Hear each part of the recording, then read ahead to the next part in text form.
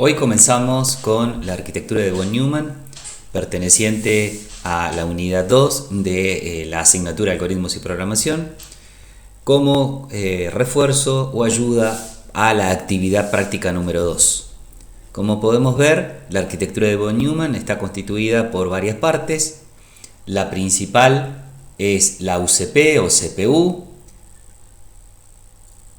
La otra parte también muy importante es la memoria principal, la unidad de entrada-salida, los diversos periféricos que podemos conectar a la unidad de entrada-salida, y también se encuentran en la arquitectura los bases de comunicación que establecen el vínculo entre la CPU y la memoria principal,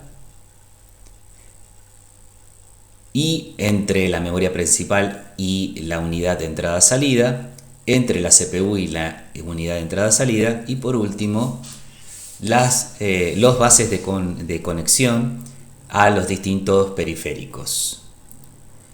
En la derecha nos encontramos con la secuencia infinita de pasos que siempre realiza la CPU al momento de iniciarse la secuencia de encendido de esta arquitectura.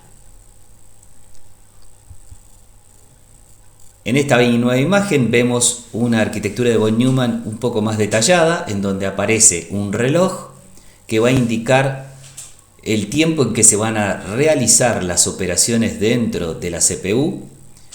Aparecen bases de conexión a las distintas memorias y a la unidad de entrada-salida, el de direcciones, el bus de datos y el bus de control, que permiten la comunicación a todos los dispositivos con conexión a la CPU.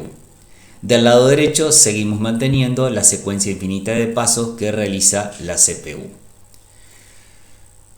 Cuando comenzamos el encendido o el comienzo de la CPU siempre tiene determinado en su funcionamiento básico las tres operaciones de búsqueda, decodificación y ejecución de instrucción. Básicamente todas las CPUs tienen como función principal la ejecución de un programa acorde a la aplicación del mismo. Un programa es un conjunto de instrucciones almacenadas de acuerdo al orden en que deben ejecutarse las instrucciones. ¿Dónde se van a almacenar las instrucciones?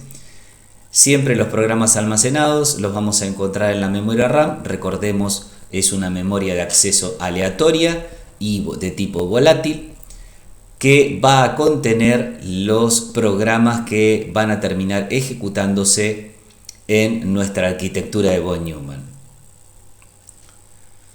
Por lo tanto, cada computadora debe ser capaz de procesar las instrucciones de su programa en un ciclo de instrucción. Este es el ciclo de instrucción. Y consiste en un número de etapas que varía con cada CPU, pero que tradicionalmente ha sido de 3 etapas. La primera etapa es la búsqueda de la instrucción o del código de la instrucción. Esta consiste en leer de la memoria RAM, cuál será la siguiente instrucción a ejecutar, la cual será almacenada en forma de un código numérico que indica cuál de todas las operaciones que puede realizar la CPU será la siguiente y con qué operandos se ejecutará. Dicho de otra manera y aclarando, la CPU inicialmente, en su inicio de ciclo de búsqueda del código de instrucción, apunta a la dirección de memoria RAM donde se encuentra la siguiente instrucción a ejecutar, la lee, la envía por el bus de datos y la recibe. Una vez que la recibe en un formato de código de instrucción. Ese código de instrucción está dividido en dos partes, en un código de operación y en un código de operando. Una vez que realizó la búsqueda, pasa a la segunda etapa, que es la decodificación. Consiste en tomar el código numérico e identificar a cuál instrucción de las operaciones puede realizar la CPU. El proceso contrario, la codificación, consiste en conocer la instrucción, determinar el número que va a representar Esta etapa usualmente se realiza con un decodificador binario que se encuentra en la CPU. Detallando un poquito más, una vez que se recibe el código de instrucciones en la etapa de búsqueda de instrucción, se procede a decodificar o interpretar la instrucción. De esa manera, la CPU puede reconocer cuál es la instrucción que tiene que ejecutar en ese momento. Recordemos que la CPU viene configurada con una serie de set de instrucciones que van a poder ejecutarse en esa CPU, y a partir de ellas se realizan todas las operaciones previstas para la CPU. Una vez que se interpreta el código de operación, se determina cuáles son los siguientes pasos a realizar para concluir en la tercera etapa de la secuencia infinita de pasos. La tercera etapa es la ejecución de la instrucción. En esta etapa se lleva a cabo la operación sobre los datos que se van a procesar. En general, la unidad de control o UC genera las señales de control necesarias para llevar los datos a las entradas de la unidad aritmético-lógica, la cual efectuará las operaciones aritméticas y lógicas. Posteriormente, la unidad de control generará las señales de control necesarias para transferir la salida de la unidad aritmético-lógica al registro donde serán almacenados los resultados para su uso posterior. Detallando un poquito más esta etapa, una vez que claramente sabemos cuál es la instrucción que se tiene que ejecutar,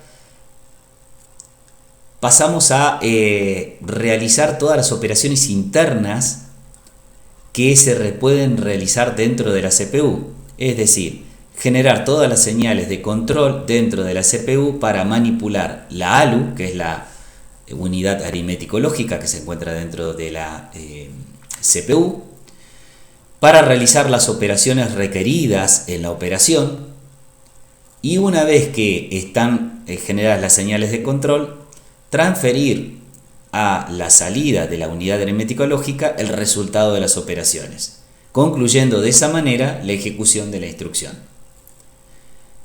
Este proceso se repite nuevamente: la búsqueda, la decodificación y la la decodificación y la ejecución de una instrucción, hasta que recibimos una señal de halt o de alto en el programa, y ahí se detiene la ejecución de todo programa.